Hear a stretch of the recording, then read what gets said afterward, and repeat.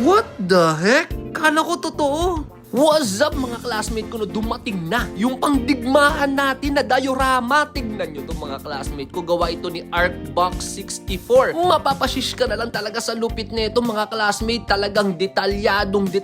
Nakala mo talaga totoo. So tignan natin na mabilisan, no? Arcbox 64, may cherry blossom, Japan, no? Saka number dito, no? 15 of 15. May pirma pa ng creator na si Randall Nido. Shout out classmate ko. Ang ganda. Talagang masasabi ko na napakasulit nito mga classmate ko, no? Saka hindi lang to basta diorama. Ito ay isang obra dahil ito ay gawa sa kamay mga classmate ko. This is a piece of art. Grabe, ang ganda. Lagyan natin ng mga true scale na kotse, no? Civic, Pandem. Lagyan din natin ng GTR R34, Hakosuka, saka isa pa ulit na R34 na napakaganda. At dahil nasa Japan tayo, dapat present din si Takumi. Lagyan na rin natin ng minifigure, no? Ito, kamukha ako mga classmate, no? Lagyan na rin natin yung anak ko, si Naija. Tuturuan ko siya dito paano magsirani ko.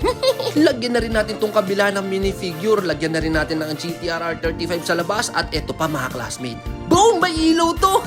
Surprise! Grabe, napakaangas no ito, men. Pag sa gabi, nasa ano ka, no? Nasa man cave ka, makikita mo to, may ilaw. Ay!